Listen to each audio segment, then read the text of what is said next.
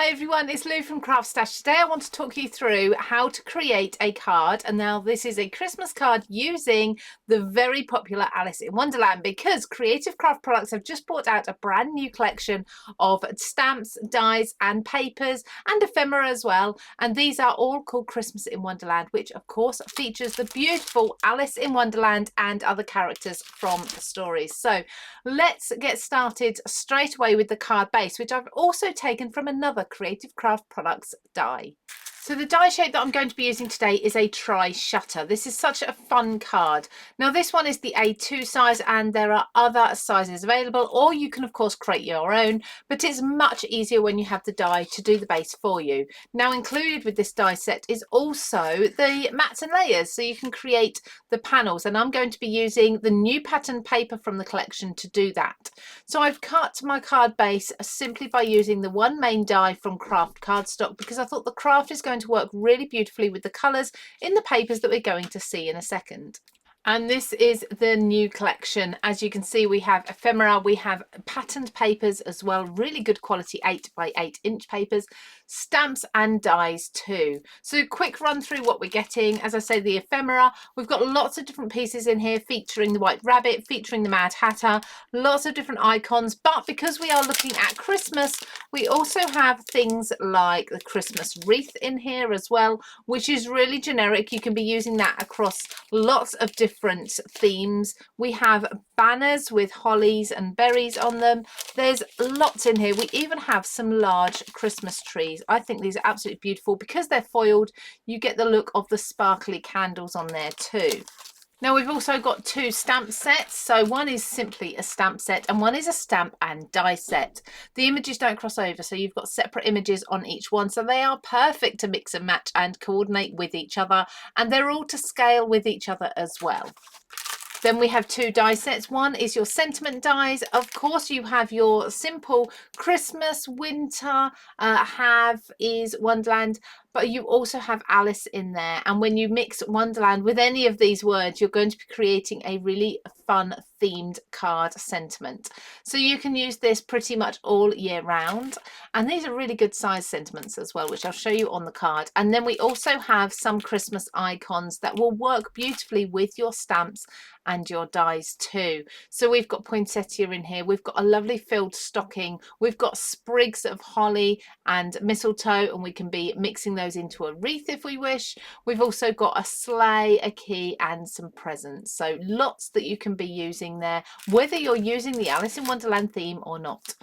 And then we have the papers, so 8 by 8 inch paper pack, 190 GSM, but personally I feel these are much better quality than 190 GSM. They feel really thick and really sturdy, and they are matte as well, so you're going to be able to stamp on them, tear them, die cut them and emboss them too. Now I've already prepared the card base by cutting it, and I've also cut from those pattern papers all of the mats and layers that I need to decorate this card. So I've chosen to go with the beautiful dark green for the side panels, the striped colour for the inside just here, and then I've also got the paler cream colour that's a little bit like craft but a lighter shade, and that's going to go here, and then a mix of smaller ones to fill in the gap. So the first thing I'm going to do is adhere these to my card base just simply with a wet glue.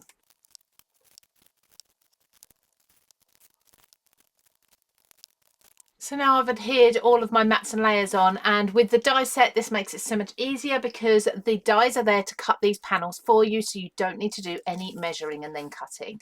Now this folds in a zigzag concertina way so that the whole card folds up like this.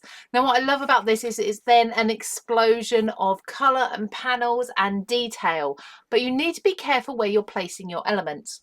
So I've taken the stamps, both stamp sets, and I've stamped the main images that I like from both of these simply in black on white cardstock. And I've also used my Creative Craft Products alcohol pens here, and I've coloured in each of the elements. Now I may not use all of these, but I'll definitely come back to them another time. But I made sure that I've got the Mad Hatter in there, the White Rabbit, I've got Alice in Wonderland, and I kind of used the same 3 or 4 red and green alcohol pens. I kept them out so that the whole thing is cohesive. I matched these in with the papers that I've already got on my card base, so everything looks nice and harmonious and works works together. So with this card, what I want to focus on is what it's going to look like closed and then what it's going to look like open, because there's going to be two different views. Now, while it's closed, I'm thinking of actually using one of the ephemera. Now, the ephemera can sit in the center there, but I'd love to have maybe the Mad Hatter on here too. So I'm going to consider putting him there, actually over the White Rabbit, so that I've got him there. I did also stamp and cut out the frame, but I really like the foiled one for the front. But this is the sort of look that I'm going for. I don't think the white works there, so I'm going to go with the one with the foiling. Now, it may be that I actually take a craft knife and cut around the inside of this. That's going to cut out that center White Rabbit. I can easily then place my Mad Hatter inside, and when I open up, I've got all of this space for all the other details to kind of, like I say, explode out of the card. Now, I don't want much of this showing when it's closed. The only bits that are going to show is my sentiment and the ends of the sentiment, not the whole thing, because they are going to go on these panels here. So I'm already prepared for that. But in this sort of T-shaped area, I need to fit almost everything else. And I need to be aware that when I'm opening things, I don't want to see the back of things, but also as we open and close this card, there's movement between here, between the joins. And if I've got something stuck here or here and overlapping the edges, that can get caught up as we're trying to open the card. So I need to be aware of that too. So what I'm going to do is place each element carefully and open and close my card, make sure it's okay before I then glue it and secure it fully. Like I say, the elements that I'm sure I'm going to use are the frame and the Mad Hatter, and I've also cut some of the words from the sentiment die set from Gold Mirror Card. These are definitely going to go on these panels here, so I'll adhere them first and fit everything else around them. So having cut out my frame as I thought I might, I'm just going to add a little glue to the base of the Mad Hatter and place him inside here to secure him. So I might have his hand actually reaching out. So he's kind of in and out of the frame. Now, the thing with Alice in Wonderland is that the entire story is about perspective, about big and small, things getting bigger, things getting smaller. And I really like playing with that, with the card shape when I'm doing any sort of Alice in Wonderland or Christmas in Wonderland style card. So with this, with things opening and closing, we can have the Mad Hatter coming in and out of the frame if we want to. We can have Alice looking really large against something that should be small, or vice versa if we want to. So we can really play around with those elements. So I'm going to be really careful only to adhere this frame to the front parts of the card. There are those pieces here, this T shape that's got the green on. And then we're going to come to the next bit, which I was sure about, and that is putting my sentiments on. Now, this sentiment is going to have to span across two of the squares. It will just fit in there, but I don't mind this. I quite like that different dimension that we're getting. So I'm going to pop this on. This is a nice bright gold, cut this from Mirror Card, and this is because in the ephemera we have gold foiling. So this matches beautifully with that frame that I've just put on the front.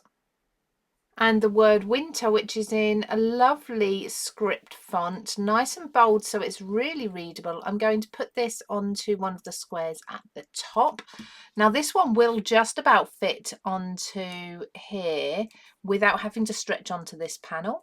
So we'll still see a bit of the gold when the card's folded up. Now, I'm being really cautious not to overlap the bottom of the card there, because this part needs to come past it. So I need to keep this lifted up. Now I have those pieces on, I can open and close my card and just ensure that nothing's going to catch and it's going to close absolutely perfectly. I've got a little overhanging here, but I will just make my envelope a bit bigger. So I like that you've got a hint of some words there that encourages the recipient to open it up and see what the rest of the words say. And you have Winter Wonderland there. So although it's a Christmas themed card, you also have the hint towards Alice in Wonderland there too. Now, speaking of Alice, I have got her stamped and a die cut, so she's part of the stamp and die set.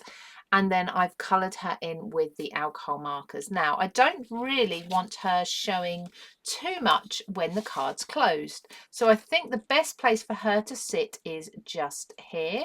So I will glue her down. Now, I know this is going to have absolutely no effect on the opening and closing. As long as she's only overlapping this panel here, she should be all fine. And there, we can't see her at all now until we open up. Now she's looking down, so I think that would be nice to have her looking down onto something like maybe a bottle that has the tag "Drink Me" on it. So I think I'm going to put these two here. Now I need to not overlap this crease here. Now I need to be really careful with attaching the white rabbit. I think we need him definitely in here. So I'm going to say my card isn't going to open any further than this shape. So he can quite happily sit just down here on this panel. And you can hold your piece and just close and open your card. Make sure that you're happy that that's not going to interfere with the closing. From the back you can see him, but not from the front. And when I open, that just means that I can't open it any further than that, but that's fine with me. So he's going to go just about there. Again, not actually adhering him over the crease, but tucking him in and out of the woven pieces of the card base. So I'd like to see more of his head than anything else. And then as we look at the card, we've got a lot of dimension being built up there. We can just ensure again that he is not affecting the opening and closing, and he's not, so I'm happy with that.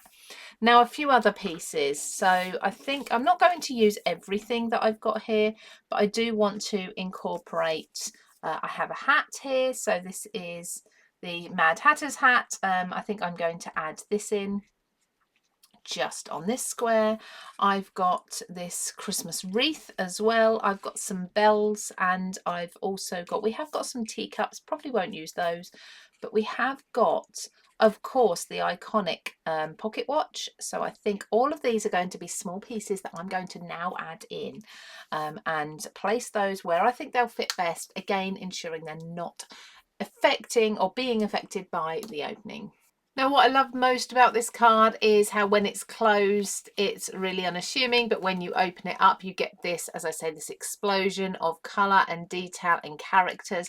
You could add even more in if you wished. You could add more to this panel here because it is all covered over, so if you wanted to add someone else there or maybe some other icons you can. The same with the square up here. But I just think that is such a fun card. It's going to look absolutely fabulous standing on a mantelpiece as well. And you can take the same sort of idea and concept to any of the Creative Craft Products shaped cards, whether they're A2, A6. There's lots of different sizes that you can choose from available on the website as well, as is all of this new collection. We'll make sure it's linked down below for you. And thank you so much for joining us today on the CraftStash YouTube channel. Now don't forget, of course, to subscribe also, and we'll see you back here very soon for some more card tutorials. Take care, everybody. We'll see you soon.